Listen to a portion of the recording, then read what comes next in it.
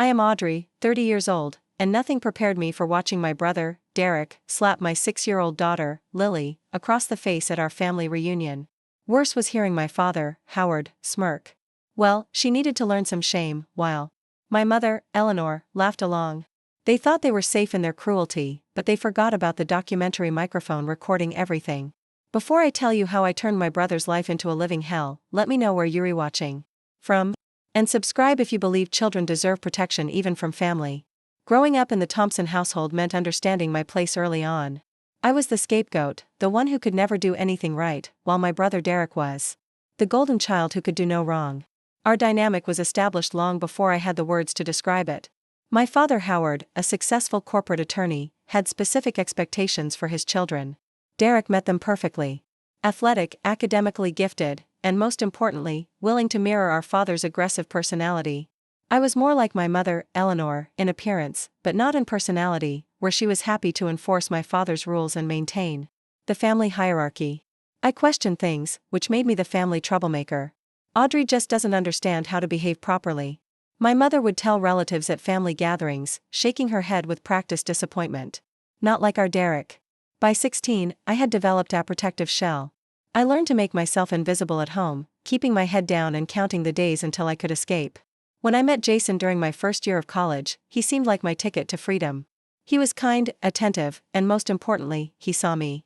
Really saw me in a way my family never had. We married when I was 20, far too young, but desperate for a family of my own. My parents attended our modest wedding with tight smiles and thinly veiled criticism about everything from my dress to our vows. Derek, already climbing the corporate ladder at 22, brought an expensive gift and a speech that sounded supportive but was laced with condescension. I never thought my little sister would find someone willing to take her on. He joked to uncomfortable laughter. Good luck, Jason. You'll need it. For a while, I thought I had escaped. Jason and I settled into a small apartment, and I finished my degree in communications while working part-time. We weren't wealthy, but we were happy. When I became pregnant with Lily at 24, it felt like everything was finally falling into place. Lily arrived on a rainy Tuesday morning, 7 pounds 3 of pure joy with her father's blue eyes and my dark hair. Holding her, I made a silent promise that she would always know she was loved exactly as she was.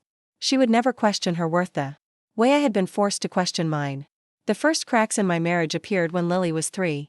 Jason started working late, becoming distant. I found text messages from someone named Kara on his phone. When confronted, he denied it at first, then admitted to a 6-month affair with a coworker. We tried counseling, but his heart wasn't in it. By the time Lily turned 4, we were divorced. I didn't tell my family about the affair. I simply said we had grown apart, knowing they would somehow twist Jason's infidelity into my failure. My mother still managed to do exactly that. Men don't leave happy homes, Audrey, she said over the phone. What did you do to push him away? Single motherhood brought financial challenges I hadn't anticipated. My job as an administrative assistant at Madison Marketing barely covered our rent and child care.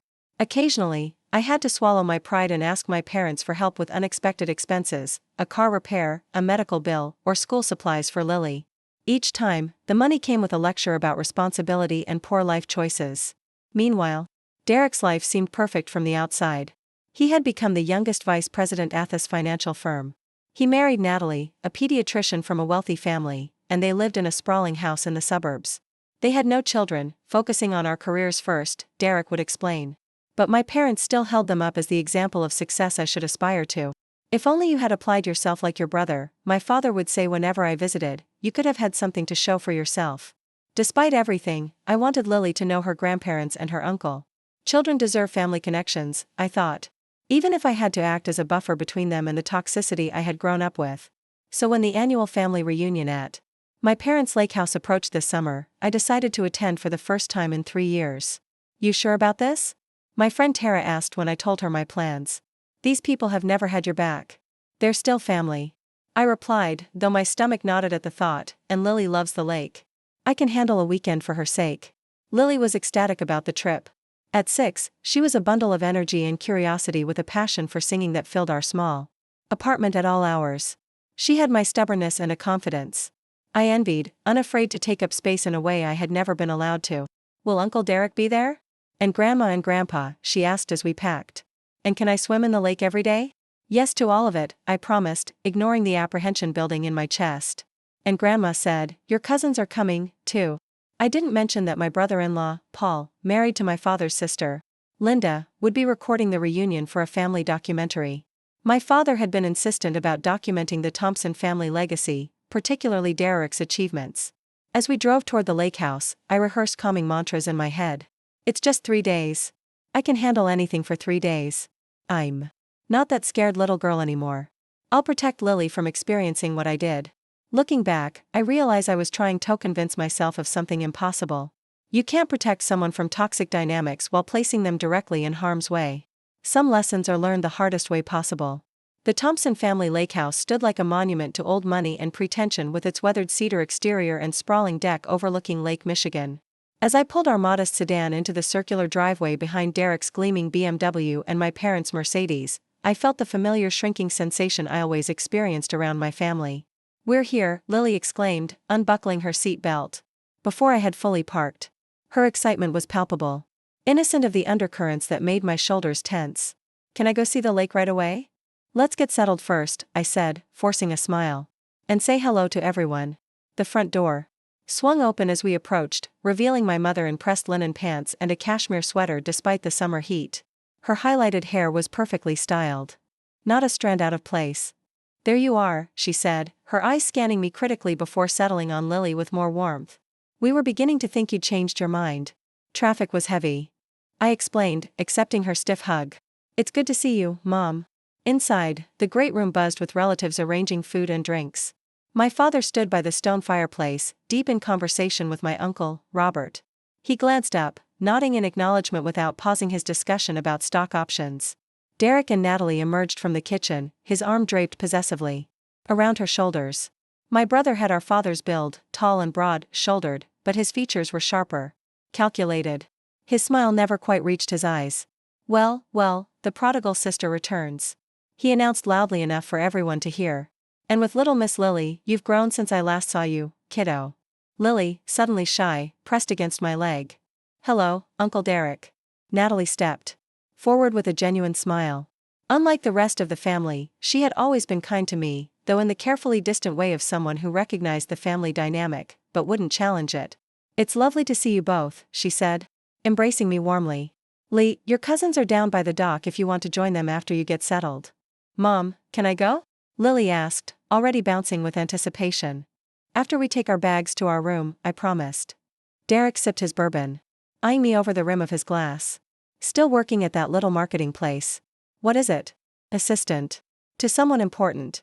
"Administrative assistant," I corrected, refusing to take the bait. "And yes, still there.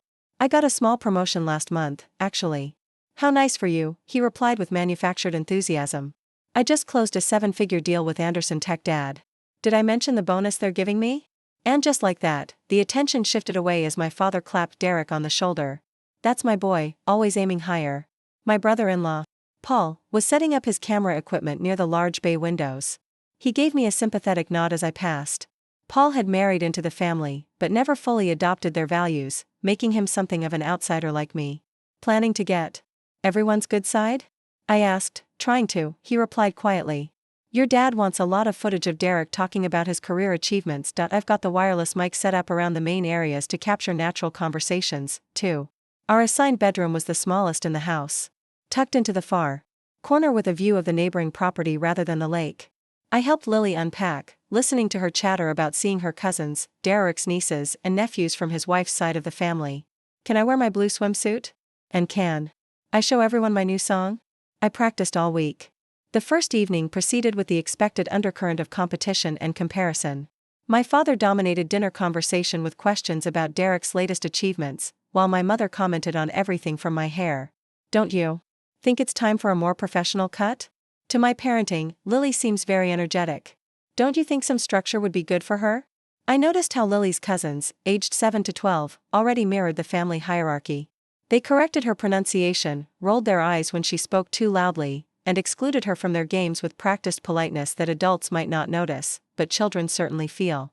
After dinner, while helping with dishes, my Aunt Linda approached me. "Audrey, Derek mentioned you've been struggling since the divorce. We have a position opening in our company's mailroom if you're interested." "I appreciate that," I said carefully. "But I'm actually up for another promotion at Madison." I'm heading a small project team now. She patted my arm with disbelief. Well, the offer stands. Sometimes we need to be realistic about our capabilities. Later, as I tucked Lily into bed, I found her unusually quiet. Everything okay, sweetie? She traced patterns on the quilt. Cousin Emma said my singing was annoying. And Uncle Derek told me girls can't be so loud if they want people to like them. I swallowed hard, recognizing the familiar patterns repeating themselves in a new generation. Lily, listen to me. Your voice is beautiful, and you have every right to be heard. Some people just don't know how to appreciate enthusiasm. Grandpa said you were too loud as a kid, too. And that's why you always got in trouble. I forced myself to breathe through the anger. Well, sometimes adults are wrong, even grandparents. Especially your mom's parents. She giggled at that, and I kissed her forehead. Tomorrow will be better. We'll go swimming and have fun, just us. But as I lay awake in the unfamiliar bed, listening to the muffled laughter of my parents and brother still drinking downstairs, I couldn't shake the feeling that I had made a terrible mistake bringing Lily here. Some environments are toxic no matter how much time has passed, and the Thompson family lake house was proving to be exactly that. Morning arrived with brilliant sunshine streaming through the thin curtains of our room. Lily woke with her usual enthusiasm. The previous day's hurts apparently forgotten in the promise of lake swimming and breakfast waffles. Mom, wake up. Uncle Paul said they're making a special breakfast in the big room. She bounced on the edge of my bed, already dressed in her favorite blue sundress with yellow butterflies. I checked my phone. 8:17 a.m.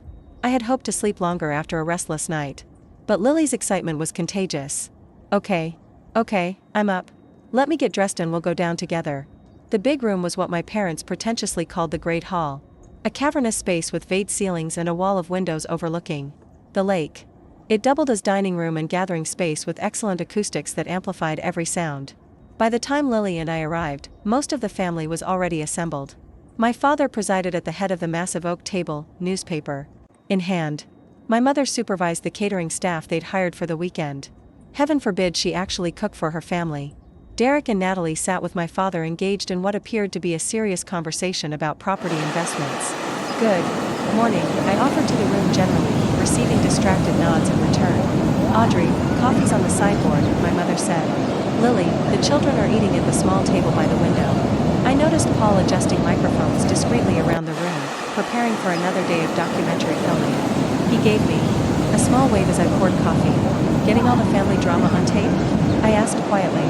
Your dad wants authentic family interactions? He replied with a meaningful look. For posterity, the breakfast proceeded without incident at first. Lily joined her cousins, trying valiantly to enter their conversations while being subtly excluded. I sat with my Aunt Linda and her husband, making polite small talk about the weather and local property values. About 30 minutes into breakfast, the children finished eating and moved to the play area at the far end of the Great Hall. The adults remained at the table, conversation growing louder as mimosas were refilled. I kept one eye on Lily, who had taken to singing softly to herself while coloring in a book I'd packed. Gradually, her singing grew more confident. It was a song from her favorite cartoon, something about friendship and adventures. Her sweet voice carried in the acoustically designed room, occasionally rising above the adult conversation. I noticed Derek's jaw tightening each time Lily hit a high note. He shot several pointed looks in my direction, which I pretended not to see. My nieces and nephews had abandoned Lily to play a board game, excluding her with practiced casualness. Audrey, my mother called from across the table. Don't you think Lily is being a bit disruptive? Before I could answer, Lily's voice soared into the chorus of her song, completely unaware of the tension her joyful noise was creating. For God's sake, Derek muttered loud enough for nearby conversations to pause. Can't you control your child for 5 minutes? I began to stand, intending to quietly ask Lily to lower her volume when everything happened at once. Derek pushed back from the table abruptly, his chair scraping loudly against the hardwood floor. He strode toward the children's area with purpose in his step. I moved to intercept him, but my aunt asked me a question that delayed me just seconds. Seconds that changed everything. Derek reached Lily, who looked up at her uncle with an innocent smile that quickly transformed into shock as his hand connected with her cheek in a slap that echoed through the suddenly silent room. Time seemed to freeze. Lily's small body rocked backward from the force. Her coloring book fell to the floor. The red imprint of Derek's hand bloomed instantly on her pale cheek. Like mother. Like daughter. Both are useless, Derek said loudly, looking around the room as if expecting approval. Can't even behave properly in public. My father's voice cut through my stunned paralysis. Well, she needed to learn some shame, he said with a smirk. Girls these days aren't taught proper manners. My mother's tinkling laugh followed. Audrey never did understand the value of a quiet presence. I finally unfroze, rushing to Lily, who had begun to sob, her small body shaking with the shock and pain and humiliation. As I gathered her into my arms, the enormity of what had just happened crashed over me. What is wrong with you? I hissed at Derek, who stood watching with his arms crossed. She's 6 years old. She's old enough to learn that the world doesn't revolve around her noise, he replied coldly. Maybe if someone had taught you that lesson, you wouldn't be a divorced secretary raising a brat alone, administrative assistant, I corrected automatically, my voice shaking with rage and shock. And she's not a brat. She's a child who is singing. My father folded his newspaper precisely. Audrey, you're overreacting as usual. A little discipline never hurt anyone. Look how well Derek turned out compared to how you coddled that girl. The room had divided into distinct camps. Those openly agreeing with Derek, those uncomfortable but silent, and Paul, who I suddenly noticed was standing very still by his equipment, his face pale. The documentary microphones were on, recording everything through my fury and my daughter's tears. I realized we had irrefutable evidence of what had just happened. Derek must have realized it, too, because his eyes darted to Paul. And the recording equipment. You know what? I said, standing with Lily in my arms, her face buried against my shoulder. We're done here. Nobody touches my daughter. Nobody. Oh, stop with the dramatics, my mother said dismissively. It was hardly a tap. You're embarrassing yourself. I'm embarrassing myself. I laughed incredulously. My brother just assaulted a 6-year-old for singing, and I'm the embarrassment. Derek stepped toward me menacingly. Watch your mouth, Audrey. It was discipline, not assault. Something you clearly know nothing about. I backed away, holding Lily tighter. Stay away from us. We're leaving. Running away again? Derek called after me as I headed for the stairs. That's all you've ever been good at. I didn't respond, focusing instead on getting Lily somewhere safe. As we reached our room, I could hear the murmur of conversation resuming below. My family already moving on from what they considered a minor incident rather than the unforgivable act it was. What they didn't know is that everything had changed. The rules of engagement had shifted permanently. My brother had crossed a line that could never be uncrossed. And thanks to my father's obsession with documenting the family legacy, I had proof. In our small bedroom, I gently placed Lily on the bed. Her crying had subsided to hiccuping sobs, but the red handprint on her cheek remained vivid against her pale skin. I took a washcloth from the bathroom, ran it under cold water, and carefully pressed it to her face. It hurts, Mommy, she whimpered. Why did Uncle Derek hit me? Was I bad? The question shattered something inside me. No, baby. You were not bad. Not at all. Uncle Derek was wrong to hit you. Very, very wrong. But Grandpa was wrong. Too, I said firmly, gathering her close. Nobody should ever hit you, especially not for singing. Your voice is beautiful. As Lily gradually calmed down, I began packing our bags with shaking hands. We needed to leave immediately. I had no doubt that if we stayed, my family would gaslight us both. Thank you, I whispered. We're leaving as soon as I finish packing. Meet me by my car in 20 minutes. I'll download a copy of the audio to a USB drive for you. After he left, I called Tara. She answered on the second ring. How's the family reunion? From hell? She asked cheerfully. Derek hit Lily, I said, my voice breaking. Slapped her across the face for singing too loudly. And my parents laughed. He what? Tara's outrage exploded through the phone. Tell me you're leaving right now. Packing as we speak. Come straight to my house, she insisted. Don't go home in case they try to follow you. By the time I ended the call, Lily had fallen asleep, exhausted from crying. I finished packing quickly, then gently woke her. We're going to visit Aunt Tara, I explained, using her honorary title. We need to leave quietly. Okay, she nodded, still subdued in a way. That broke my heart. As we made our way downstairs with our bags, my mother intercepted us in the foyer. Where do you think you're going? She demanded. Home, I replied flatly. Or did you think we'd stay after Derek assaulted my daughter? Don't be ridiculous. It was hardly a tap. You're overreacting as usual. A tap doesn't leave a handprint, I said, shifting so she could see Lily's face where the mark was still visible despite the cold compress for a moment. Something like doubt flickered in my mother's eyes, but she quickly recovered. Children bruise easily. You're making a scene over nothing. Nothing. I laughed bitterly. Would it be nothing if someone slapped you for talking during breakfast or if I slapped Derek for being condescending? That's different, she insisted. Adults don't need discipline. Neither do children, I countered. They need guidance and respect, not violence. My father appeared behind her. Audrey, you're being hysterical. Sit down. Have a drink. And we can discuss this rationally. There's nothing to discuss, I said, moving toward the door. We're leaving. If you walk out that door, my father warned. Don't expect any more financial help. No more bailing you out when you can't make rent. The threat hung in the air, meant to remind me of my precarious financial situation and dependence on their occasional assistance.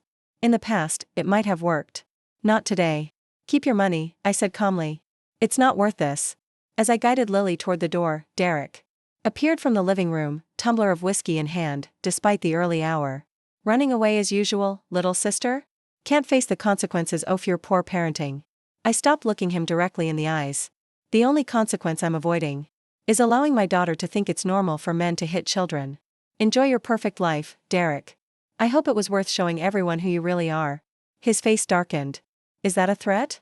No, I replied, opening the front door. Just an observation. As promised, Paul was waiting beside his car in the side driveway, partially hidden from the house by a stand of pines. He pressed a small USB drive into my hand. The audio is clear as day, he said quietly. Derek slap, his comment about you both being useless. Your dad saying she needed to learn shame. Your mom laughing. It's all there. I'd be careful how you use it, though. They'll know it came from me. Thank you, I whispered. I won't implicate you unless I absolutely have to.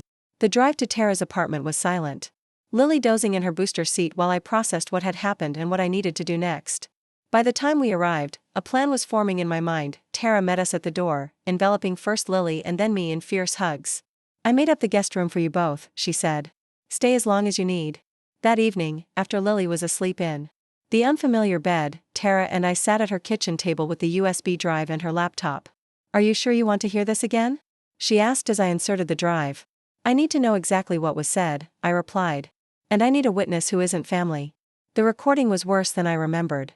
The casual cruelty in Derek's voice, as he called us useless, the satisfied smirk audible in my father's comment about shame. My mother's tinkling laugh, all of it painted a picture of people who saw nothing wrong with hitting a child. Jesus, Tara whispered when it finished playing. I knew your family was toxic, but this I know, I said, my resolve hardening. The question is, what do I do about it? You could go to the police, she suggested. That's assault on a minor, plain and simple. I could. I agreed. But you know how these things work. It would be my word against theirs without this recording, which might not even be admissible. And they'd paint me as the unstable single mother trying to extort money from successful relatives. So what then? Let them get away with it. I shook my head slowly. No. Derek crossed a line today and there have to be consequences. Real ones. Over the next few days, while Lily and I adjusted to temporary life at Tarara's, I began researching. First, I took Lily to her pediatrician, Dr. Winters, who documented the fading bruise and referred us to a child psychologist. She's experiencing some trauma responses. Dr. Winters explained gently. Nightmares, clinginess, fear of male authority figures. The psychologist will help her process what happened. Next, I consulted Lisa, a lawyer friend from college, bringing the audio recording with me. This is pretty damning, she said after listening. In terms of criminal charges, it could go either way. A good lawyer would argue it was a time disciplinary action, not abuse. But civil action, that's another story. I'm not interested in suing my brother for money, I clarified. I understand. Lisa nodded. But you should know your options. And you should know that this recording would be extremely damaging to someone with a public reputation to protect. That comment sparked an idea.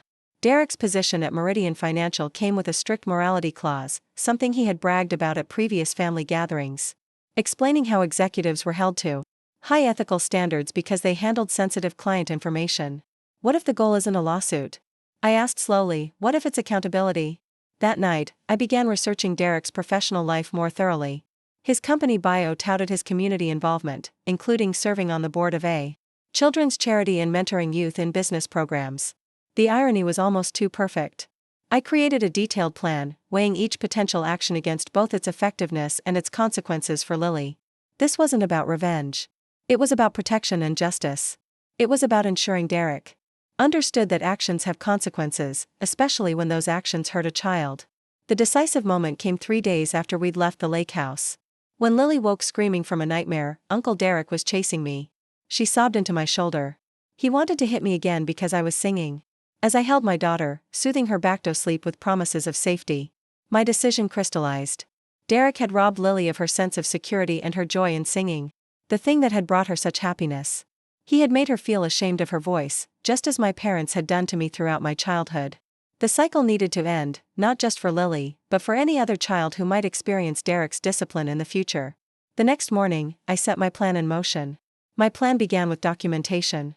I scheduled an appointment with Dr. Melissa Garner, the child psychologist Dr. Winters had recommended. She specialized in childhood trauma and had experience testifying in abuse cases. Lily is showing classic signs of an acute stress response, Dr. Garner explained after their initial session. She's experiencing anxiety around male authority figures, sleep disturbances, and reluctance to engage in activities she previously enjoyed, particularly singing. Will she be okay? I asked, the weight of maternal worry pressing on my chest. Children are remarkably resilient with proper support, she assured me. But what happened to her was significant trauma, not a minor discipline incident, as your family seems to believe. I'd like to see her weekly for a while. Dr. Garner provided a written assessment documenting Lily's symptoms and their cause. This became the first piece of evidence in my growing file. Next came the police report. The officer who took my statement was compassionate but realistic. Without visible injuries or independent witnesses, this would typically be hard to pursue.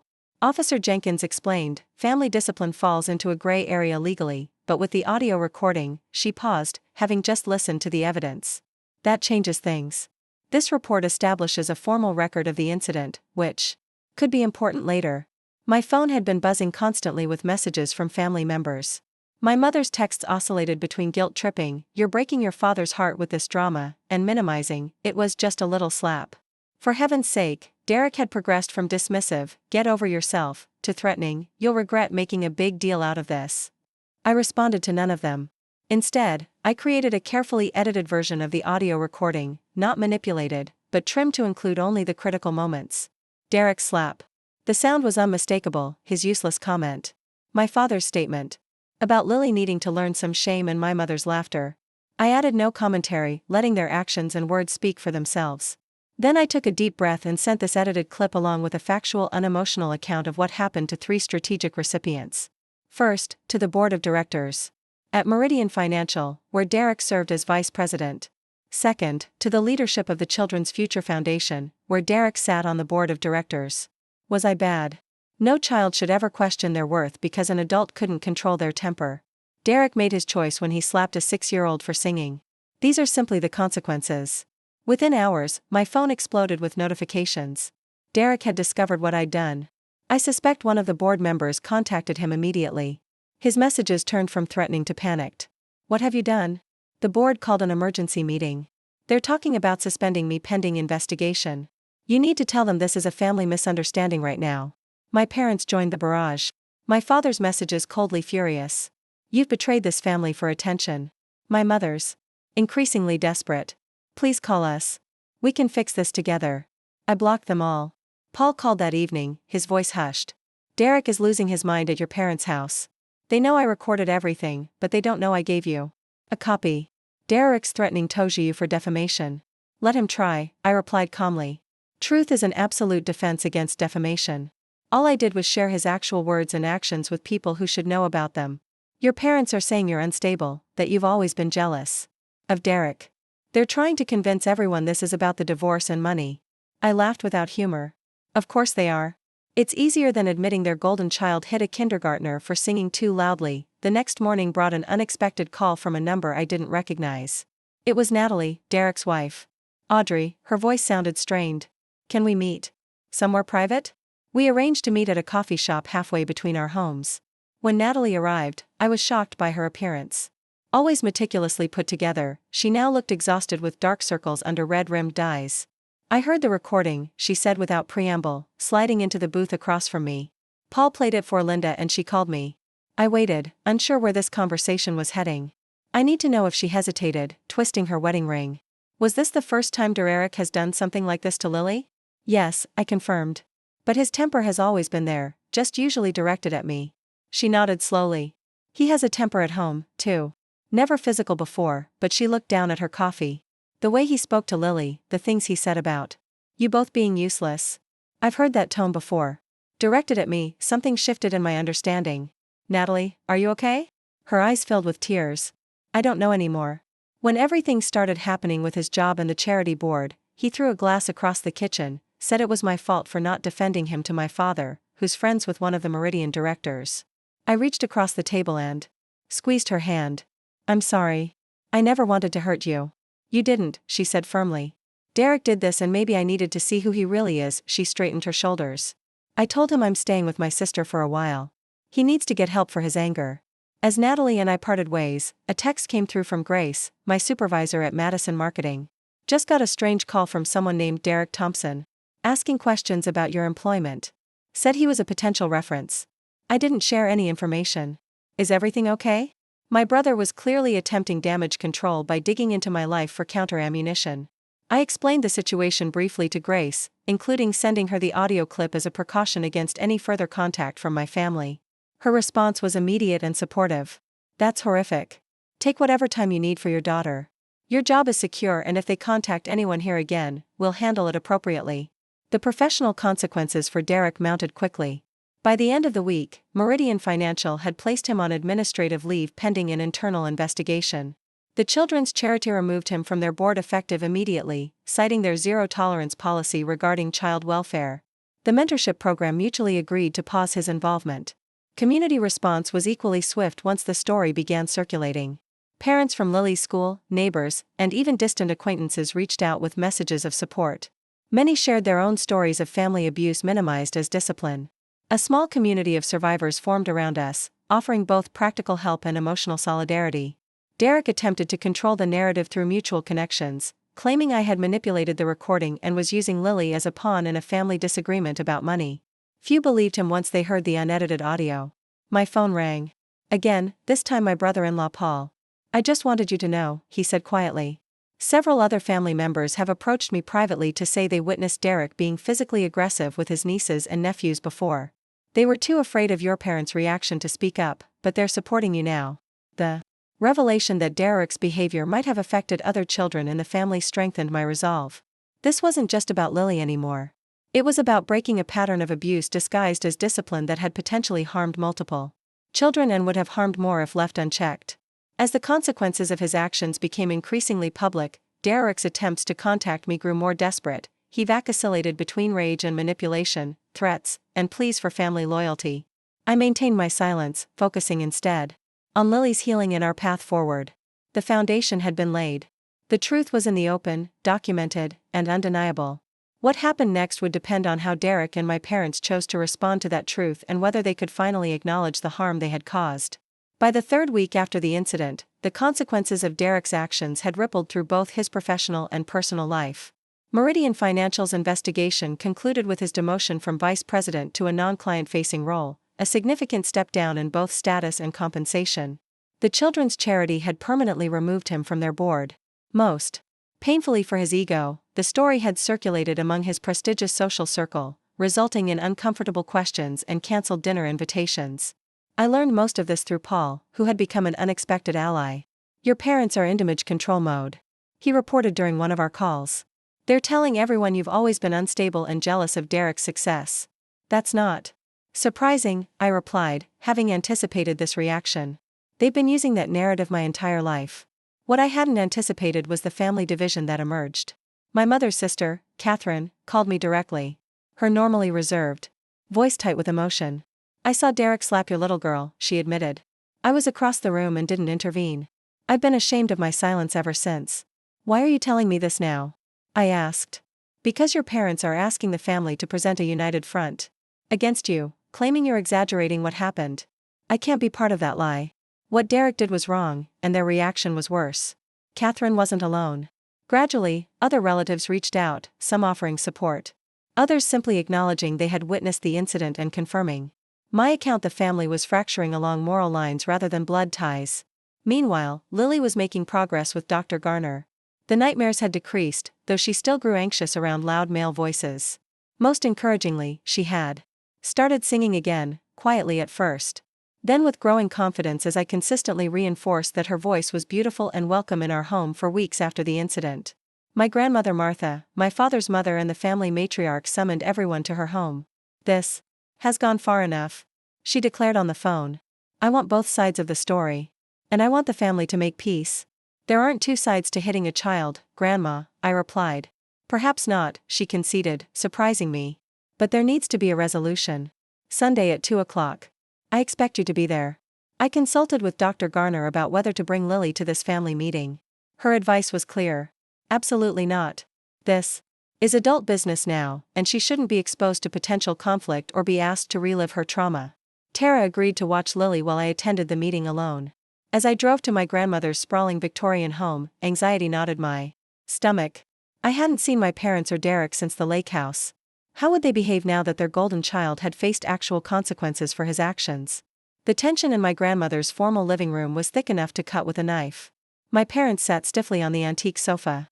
My mother's face a mask of composure that couldn't quite hide her fury. Derek and Natalie sat separately, she in an armchair by the window. He leaning against the mantelpiece, eyes bloodshot. Various aunts, uncles, and adult cousins filled the remaining seats, their usual chatter conspicuously absent. My grandmother entered last, leaning on her cane, but radiating authority at 87. I've lived long enough to see 5 generations of this family. She began without preamble, and I've never been more disappointed than I am today. My father straightened. Mother, if you'd just listen to our side. Howard, I may be old, but I'm not senile. She cut him off sharply. Paul was good enough to share the recording with me. I heard exactly what happened. The room fell silent. My grandmother turned to Derek. You struck a child, a 6-year-old, for singing. Then you insulted both her and her mother. Your behavior was inexcusable. Derek's face flushed. It wasn't. One of Derek's unchecked aggression and my parents' consistent enabling of his behavior. With each revelation, Derek's face grew darker while Miprant's denials became less convincing. Natalie finally spoke, her voice quiet but steady. I'm filing for separation. The room fell silent again. What? Derek turned to her, genuinely shocked. This incident forced me to acknowledge things I've been ignoring for years. She continued. The way you speak to me when you're angry, the things you throw. The fear I feel when I hear your car in the driveway after you've been drinking. I've never hit you, Derek protested. No, she agreed. But hearing how you spoke to Lily and Audrey, seeing how your parents minimized it, I suddenly understood where our relationship was heading. My mother made a last attempt to salvage the situation. Natalie, every marriage has rough patches. You can't throw away years together over one regrettable incident. It's not one incident. Natalie replied, it's a pattern, and I won't wait until it escalates further. The meeting continued for nearly 3 hours. By the end, several things had become clear: the family would never be the same. Lines had been drawn based on values rather than blood. Derek had lost far more than a professional title. He had lost the unwavering support system that had protected him from consequences his entire life. My parents faced a choice. Acknowledge their role in enabling toxic behavior or lose relationships with multiple family members, including their only granddaughter. As the gathering broke up, my grandmother took my hand. It will take time, she said softly. Change doesn't happen overnight, especially in families with such entrenched patterns. But it started, and that's something. In the weeks that followed, the consequences continued to unfold. Derek's company issued a public statement about their commitment to family values and ethical conduct, implicitly distancing themselves from him without naming him directly. He was required to attend anger management therapy as a condition of continued employment. Natalie moved out of their home and filed official separation papers. The first step toward divorce. In a coffee meeting that left us both in tears, she confided that she had miscarried twice during their marriage and now wondered if the stress of walking on eggshells around Derek's temper had contributed. My parents made halting, awkward attempts at reconciliation, clearly motivated more by damage control than genuine remorse. My mother called with an invitation to dinner that included no acknowledgement of what had happened. My father sent an email that characterized the whole situation as a misunderstanding blown out of proportion. I maintained firm boundaries, making it clear that any relationship moving forward would require acknowledgement of the harm done to Lily and concrete steps to ensure her safety and emotional well-being in their presence. The most profound changes, however, happened within me. The woman who had once accepted mistreatment as her due now stood firmly in her power. The mother who had brought her child into a toxic environment in hopes of family connection now recognized that true family is defined by love and respect, not blood and obligation. 6 months after the incident, I sat in Dr. Garner's office for a progress update on Lily's therapy. She's doing remarkably well. The psychologist shared, children are resilient, especially when they have a secure attachment to a protective caregiver. You've done everything right, Audrey. I didn't protect her from the initial trauma. I pointed out the familiar guilt surfacing, but you responded perfectly afterward, Dr. Garner countered. You validated her feelings, removed her from danger, got her appropriate support, and held the perpetrator accountable. That's why she's healing. As I drove home, I reflected on the unexpected gifts that had emerged from this painful chapter. A stronger, more confident voice, healthier boundaries, the knowledge that I could protect my daughter even against powerful opposition, and perhaps most surprisingly, authentic connections with family members who shared my values rather than simply my DNA. The path forward remained complicated. Healing would take time for all involved. But for the first time in my life, I was walking that path on my own terms with my head held high and my daughter's hand firmly in mine. 6 months after Derek slapped Lily at the lake house, our lives had transformed in ways I never could have imagined. Our small apartment, once a symbol of my post-divorce financial struggles, had become a true sanctuary filled with laughter, music, and most importantly, safety. Lily's recovery continued to amaze me. Dr. Garner had reduced our sessions to monthly check-ins, noting that Lily's resilience was remarkable. She's singing again. I shared during our last appointment, emotion tightening my throat, not just at home, but she joined the children's choir at the community center. That's significant progress, dear. Garner smiled. It means she no longer associates her voice with punishment or shame. The incident had created ripples that extended far beyond our immediate family. Derek had been required to complete anger management therapy as a condition of his continued employment. Though his career trajectory had been permanently altered, the once golden child now occupied a back-office position with little client contact. His marriage had not survived the scrutiny that followed his actions. Natalie filed for divorce 3 months after their separation, citing irreconcilable differences publicly, but sharing with me privately that the incident with Lily had forced her to acknowledge the emotional abuse she had normalized in their relationship. I keep thinking about what might have happened if we'd had children. She confided during one of our now regular lunch meetings. Would I have recognized it then? Or would I have enabled him the way your parents did? My relationship with my parents remained complicated after multiple attempts at rug sweeping failed. They had grudgingly agreed to family counseling. Our first session had been tense with my father attempting to control the narrative and my mother alternating between tears and passive-aggressive comments about family loyalty. Reconciliation requires accountability. The family therapist had stated firmly. And accountability begins with acknowledging harm. It took 3 sessions before my father admitted with visible difficulty. I should have stopped Derek instead of encouraging him. What he did to Lily was wrong. My mother took longer, struggling to relinquish her role as family peacekeeper and enabler. I just wanted everyone to get along. She explained tearfully in our 5th session. I've always smoothed things over. That's what mothers do. No, I countered gently. Mothers protect their children even when it's difficult, even when it disrupts the peace. Progress with my parents was measured in small steps. They had not yet earned the right to unsupervised time with Lily, but we had established a schedule of brief, structured visits that took place in neutral locations. During these meetings, I observed subtle changes. My father making efforts to engage with Lily on her terms rather than imposing his expectations. My mother catching herself before making critical comments. The family division that emerged after. The confrontation at my grandmother's house had initially been painful but ultimately proved healing. Relatives who had witnessed generations of toxic behavior finally spoke their truths, creating authentic connections based on shared values, rather than obligatory blood ties. My grandmother at 87 had become an unexpected ally and advocate. I made mistakes with your father, she acknowledged during one of our weekly tea visits. I saw the signs but told myself that's just how men were in those days. By the time I recognized the damage, the patterns were set. Her candor helped me understand the generational nature of our family dysfunction without excusing it. More importantly, it strengthened my resolve to ensure these patterns ended with me. My career had taken a surprising turn as well. The confidence I found in standing up for Lily translated to my professional life when a project management position opened at Madison Marketing. I applied despite believing it was beyond my qualifications. To my shock, I got the job. Your handling of the crisis with your daughter showed exceptional leadership qualities, Grace explained during my promotion interview. You were strategic, maintained clear communication under pressure, and demonstrated remarkable integrity. Those are exactly the skills we need in this role. The increased salary meant we no longer needed financial assistance from my parents, removing the last lever of control they had held over my life. Perhaps the most unexpected development came through a support group I joined for parents navigating family trauma. Sharing my experience led others to disclose similar stories, creating a community of mutual support and understanding. With encouragement from the group facilitator, I began speaking at local parenting workshops about recognizing and addressing family toxicity. Your story resonates because it's about more than one incident, the facilitator explained. It's about breaking generational patterns and choosing your child's well-being over family expectations. That's something many people struggle with. One crisp autumn morning, exactly 7 months after the lake house incident, we held a small gathering at our apartment, what Lily called our chosen family celebration. Tara was there along with Paul and his children.